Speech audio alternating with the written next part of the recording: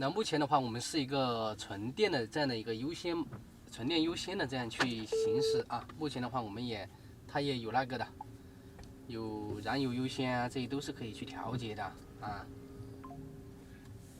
纯电的这个续航是多少啊？纯电的话就可以达到282公里的啊。然后这里的话，仪表可能你拍不到。这里啊，这里有个282公里的这样的一个显示的。那它的一个目前的话，我们是一个标准模式进行一个的啊。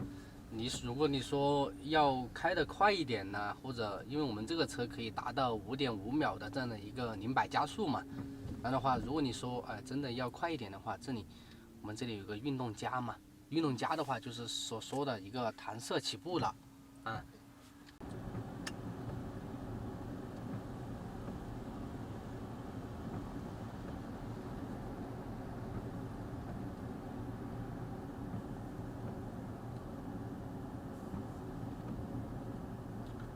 多媒体功能可以演示一下吗？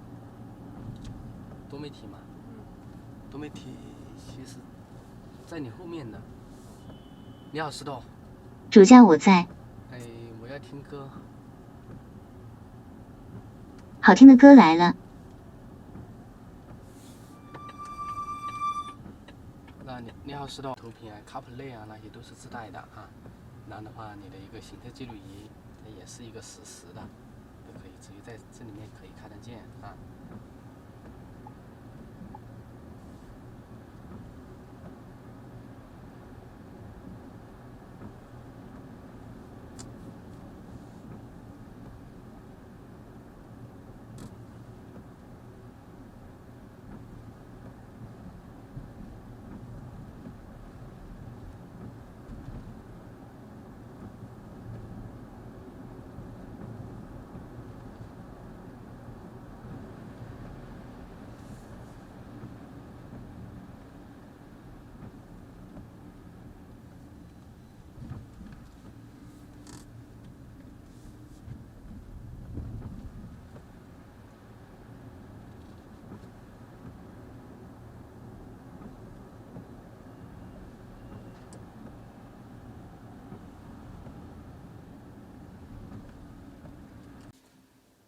智能泊车的话，它就需要我们去找的一个位置啊，它侧面是有一个摄像头的。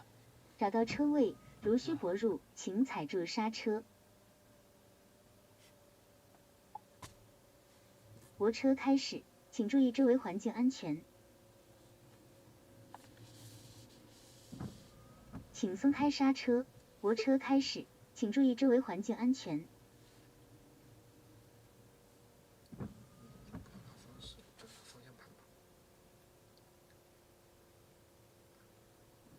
泊车开始，请注意周围环境安全。泊车开始，请注意周围环境安全。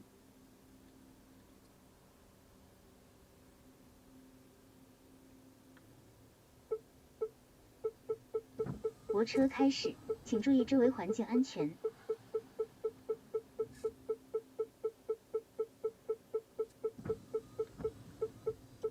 泊车开始，请注意周围环境安全。泊车开始，请注意周围环境安全。泊车已暂停。那它检测到后面这里有一条。请松开刹车。